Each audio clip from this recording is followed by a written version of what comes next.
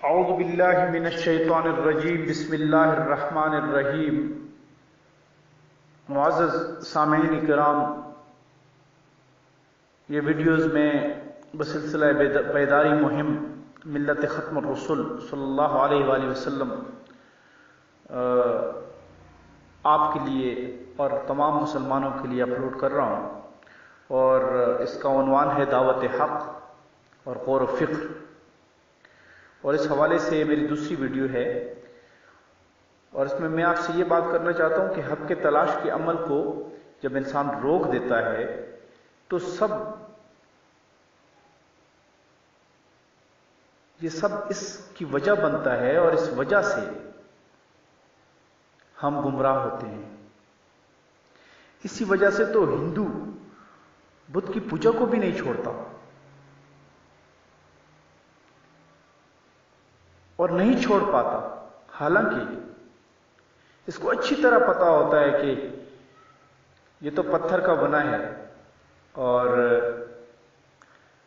یہ تو اپنے اوپر سے مکھی بھی نہیں ہٹا سکتا، اور اگر کوئی اس کو توڑ دے تو یہ اپنے آپ کی حفاظت بھی نہیں کر سکتا، اور دور دور تک اس کا اس سے کوئی واسطہ نظر نہیں آتا، تصور بھی نہیں کر سکتا انسان کہ اپنی حفاظت کر لے گا۔ اس لیے حق کی تلاش مت چھوڑیے۔ اس کے لیے کچھ اہم کام میں آپ کو بتا رہا ہوں، اور وہ ضرور کیجیے، اس سے انشاءاللہ بہت فائدہ ہوگا۔ اس میں پہلی جو چیز ہے وہ یہ ہے کہ ہر قسم کی فرقہ پرستی، چاہے وہ مذہبی ہے، سیاسی ہے، لسانی ہے، علاقائی ہے، نسلی ہے، جماعتی ہے،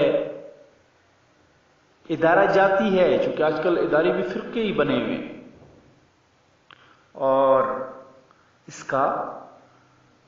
سے جان چھڑائیے اور اس کا چشمہ توڑ کر پھینک دیجئے، کیونکہ آپ ہر چیز کو ان فرقوں کی نظر سے دیکھتے ہیں، اپنی نظر سے نہیں دیکھتے، اس لیے آپ کو حق تلاش نہیں کر سکتے آپ۔ دوسری چیز،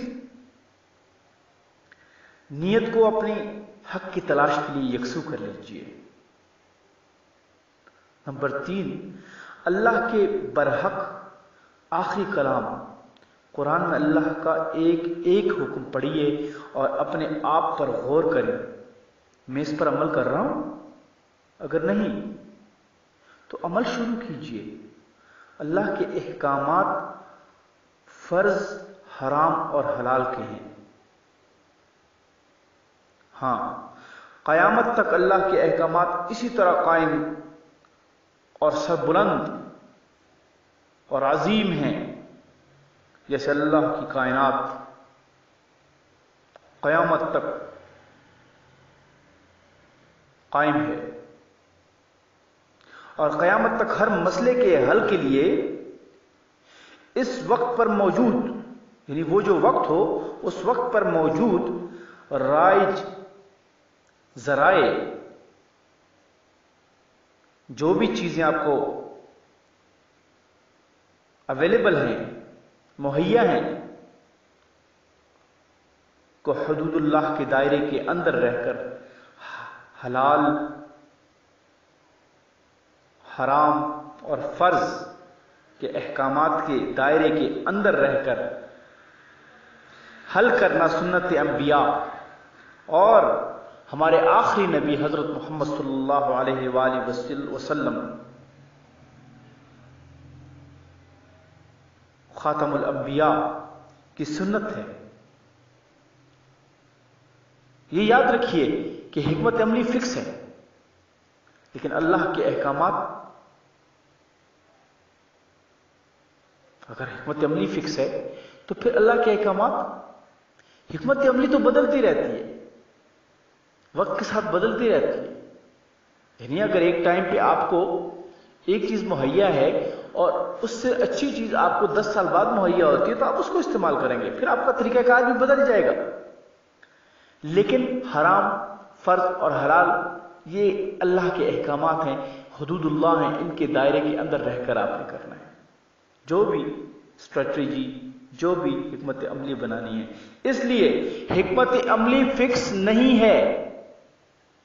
یہ میرا دو ٹوک پیغام ہے کہ فکس نہیں ہے حکمت عملی، لیکن اللہ کے احکامات فکس ہیں قیامت تک. اور نمبر 4 پہ اللہ کے آخری کلام کے بعد ہر تحریر کو پڑھنے سے پہلے اس موضوع پر احکامات الہی ضرور پڑھ لیں، پھر قلم ہاتھ میں لیں اور جو اللہ کے احکامات سے نہ ٹکرائے، حدود اللہ کے درمیان آئے، بیچ آئے، اس کو کراس نہ کرے، اس پر صحیح لکھ دیجئے، اور جو اللہ کے احکامات سے ٹکرائے اس کو کاٹ دیجئے، اور جو سمجھ نہ آئے اس پہ سوالیہ نشان لگا دیجئے. کیونکہ آپ کو اور ہم سب کو حکم ہے اللہ کے نازل کردہ اس قرآن، اس کلام برحق جس میں اللہ کے احکامات ہیں، اور اس سے پہلے والذین یؤمنون بما انزل الیک وما انزل من قبلک، یہ ہمیں حکم ہے، من بعد نہیں ہے. بات کے اوپر ایمان مت رکھیے، پڑھیے، مگر اس سے پہلے اس موضوع پر اللہ کے احکامات ضرور پڑھیں، تب آپ اس کو پڑھیں اور قلم ہاتھ میں رکھیں. جو ٹکرائے اس کو کاٹ دیں، اور جو اس حدود کے اندر آئے اس پر صحیح لکھ دیں، اور جو سمجھ نہ آئے اس پہ سوالیہ نشان لگا دیں اور متوجہ الی اللہ ہو جائیں. انشاءاللہ آپ کی دماغ میں، آپ کے ذہن میں اس کو بھی حل کر دے گا.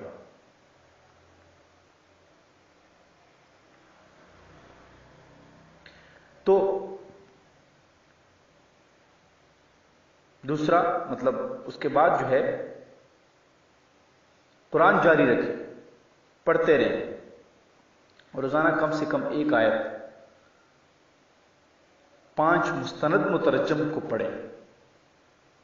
ایک آیت جو ہے اس کو پڑھیے، مگر اس کا جو ترجمہ ہے وہ 5 مستند مترجم کا پڑھیے، تاکہ آپ کو مفہوم کسی قدر واضح ہو جائے.